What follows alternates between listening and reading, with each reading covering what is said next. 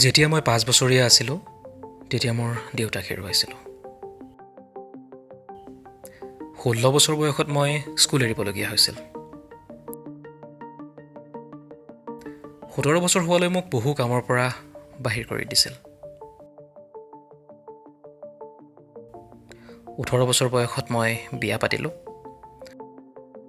তাৰ পাছত মই ৰেল ৰোড কণ্ডাক্টৰ হিচাপে কাম কৰিবলৈ ল'লোঁ। মই আৰ্মিটো ভৰ্তি হৈছিলোঁ, কিন্তু তাৰ পৰা ভাগৰি ওলাই আহিলোঁ। 19 বছৰ বয়সত মই বাপেক হ'লোঁ। 20 বছৰ বয়সত মই এখন সৰু হোটেলত ৰন্ধা আৰু বাচন ধোৱা কাম কৰিবলৈ ল'লোঁ।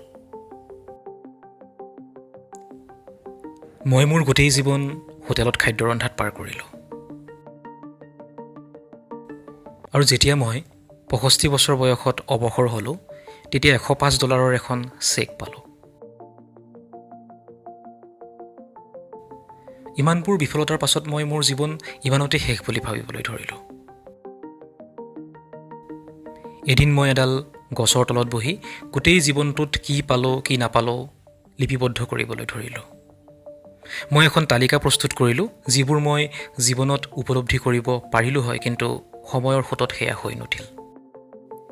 মই তালিকাখনত নজৰ দিওঁতে তাত এনে এটা বস্তু পালোঁ যিটোত মই বেষ্ট আছিলোঁ: কুকিং।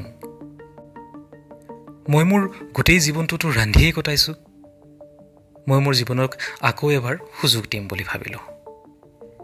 মই উঠিলোঁ আৰু মোৰ চিনাকি কেইজনমান বন্ধু আৰু আত্মীয়ৰ পৰা টকা ধাৰে ল'লোঁ। সেই পইচাৰে মই কেইটামান মুৰ্গী কিনি আনিলোঁ আৰু ইমান দিনৰ অভিজ্ঞতাৰ দ্বাৰা তাক মই ৰান্ধি উলিয়ালোঁ। মই সেই মুৰ্গীৰ মাংস বিক্ৰী কৰিবলৈ আশে পাশে থকা ঘৰসমূহলৈ গ'লোঁ। সকলোৱে মাংস খাই আপ্লুত হৈছিল। তেওঁলোকে আৰু মাংস বিচাৰিবলৈ ধৰিলে। আৰু মই তেতিয়া মোৰ নিজৰ ফাষ্ট ফুড চেইন বিজনেছ আৰম্ভ কৰি দিলোঁ, যাক আজি কেণ্টুকি ফ্ৰাইড চিকেন বা KFC নামেৰে জনা যায়।